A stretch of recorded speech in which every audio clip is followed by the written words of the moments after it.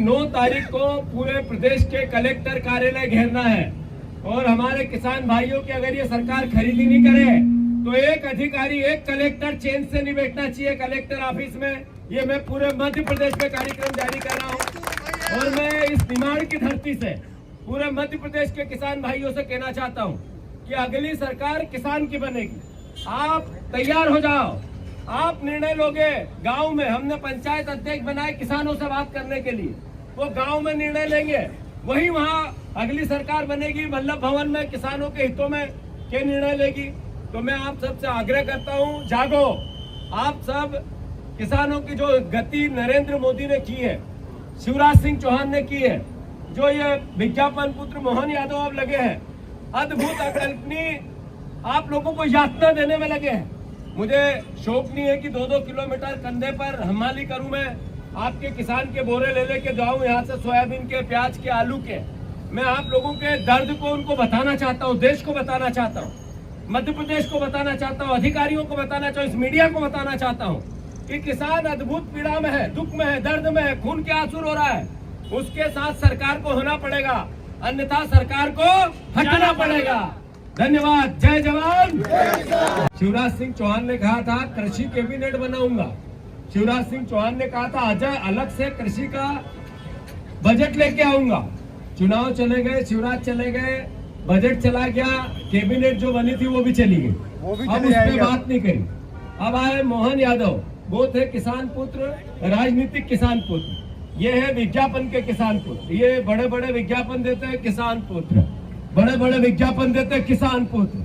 और किसान पुत्र इतना जोश में आ जाता है, जैसे ही भाषण और माइक मिलता है, बंसीलाल जी 50 कुंटल गेहूं, फिर जोश में आता है गेहूं अपना गुड़ मिट्टी में लगवाना है, वो अलग आ जाता। फिर 30 कुंटल सोयाबीन का बीज लेके इजराइल से आना चाहता, वह युद्ध हो गया। तो अब हालात ये है कि ये विज्ञापन के किसान पुत्र ने 3 तारीख बढ़ा दी खरीदी की, गेहूं खरीदी की। पहले 2700 के गेहूं खरीदूंगा, 3100 का धान खरीदूंगा, 6000 सोयाबीन के खरीदूंगा। एक मोदी गारंटी पूरी नहीं। अब गेहूं जो खरीदता है वो भी 1 तारीख, 2 तारीख, 3 तारीख, अभी ये एक भी और 10 तारीख से आगे भी बढ़ जाएंगे। आदरणीय किसान भाइयों, ये निमाड़ दुनिया को, देश को दिशा देता है। ऐसा किसान परिवार, उन्नत किसान परिवार के लोग हम यहाँ विराजित रहते हैं, यहाँ उपस्थित रहते हैं। हम कृषि और खेती से प्यार करते हैं। यहाँ के प्राचीन इतिहास रहा कि सुभाष यादव जी एक ऐसे जननायक के रूप में किसान नेता थे जिन्होंने पूरे दुनिया में, देश में हमारे निमाड़ का नाम रोशन किया। मैं यहाँ के किसान भाइयों से आग्रह करना चाहता हूँ, ये खरीदी में देरी करना, ये बारदाने का बहाना बनाना, ये एक तरह का किसानों के साथ षड्यंत्र है। व्यापारियों को फायदा पहुंचाना है। जितनी लेट तुलाई होगी उतनी जल्दी किसान व्यापारियों को अपना गेहूं बेच देंगे। जो परिवार के लोगों को आज जरूरत है, जिसको सोसाइटी भरनी है, क्योंकि सोसाइटी भरने का तारीख नहीं बढ़ेगी, वो 28 रहेगी मार्च की, और इधर गेहूं की तारीख अप्रैल रहेगी 10 की।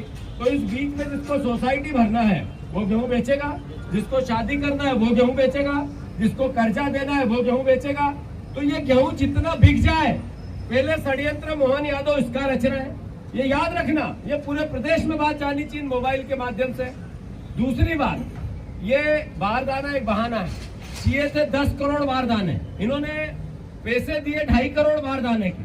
अभी 2.5 करोड़ में 7.5 करोड़ बारदाने और लेने थे, ये सरकार व्यवस्था नहीं कर पाई। ये दिल्ली से किसानों को कैसे प्रहार करे, मोहन यादव से बदला लेने के लिए शिवराज उस काम पे लग गए, और मोहन यादव में इतनी समझ ही नहीं, वो मिट्टी में गुड़ लगवा रहे हैं।